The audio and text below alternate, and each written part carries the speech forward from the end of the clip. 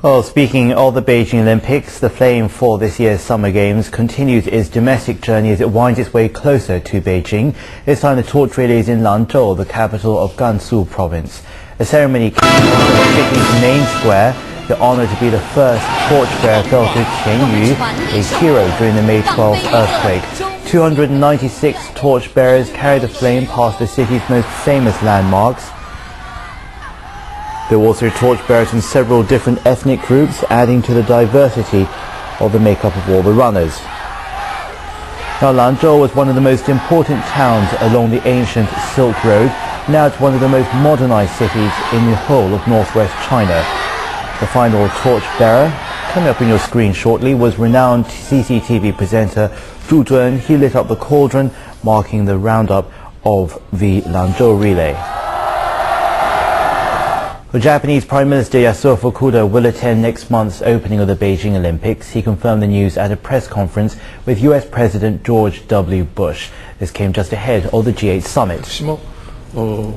The Japanese leader said he hadn't announced his decision earlier because he wasn't sure of his travel plans. Fukuda sees the opening ceremony as a sporting, not a political event.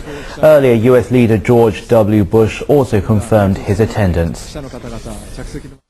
The Chinese people are watching very carefully about the decisions by world leaders, and that I happen to believe not going to the opening games would be, the opening ceremony for the games would be an affront to the Chinese people, which may make it more difficult to have to be able to speak frankly with the Chinese leadership.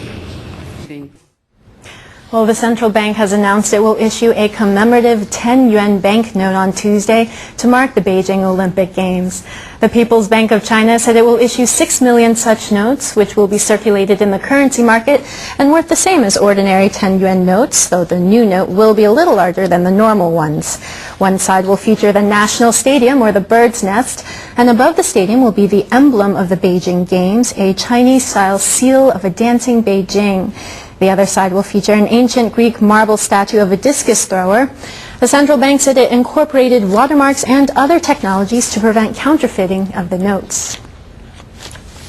Some sports-related news, though. Beijing has added a team of female motor police into its security ranks in the run-up to those Olympics. The 11 members, who are aged between 25 and 37, are riding a bumpy, as we find out now, a very determined road towards their dreams.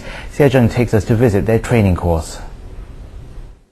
Riding a motorcycle may look easy and cool, but only a month ago these female riders were touching their bikes for the first time. Their mission to patrol the streets and escort official vehicles during the Beijing Olympics. In the beginning, 2 male policemen held onto the cycle, and the coach ordered, "Fuel, gear, go." I wasn't sure if I could do that.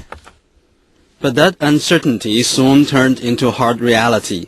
And riding in strict lines is only one of the requirements that must be learned. They also have to learn various maneuvers to deal with difficult situations on the road. All of our members didn't have very much experience. I was the 10th in the line down the slope, and number 5 made an emergency stop. Those in front of me made it, but not me. My head bumped into the windshield.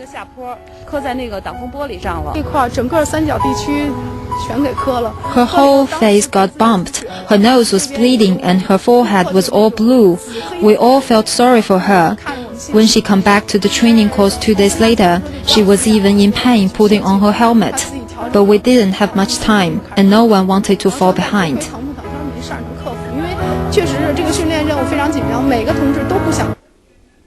But the team says their hard work and tough training has paid off, especially since they were able to demonstrate their skill along with their male counterparts during a recent exercise, and they are looking forward to showing off the full range of their abilities and skills when the Beijing Olympics gets underway.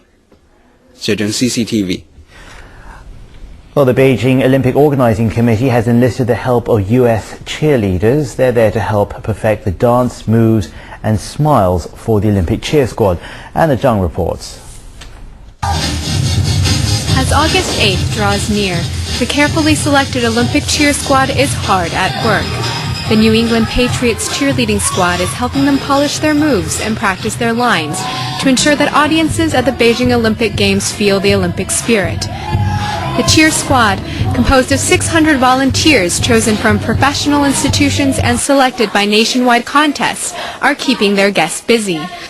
The New England Patriots cheerleading team has spent more than a week preparing the Chinese cheerleaders.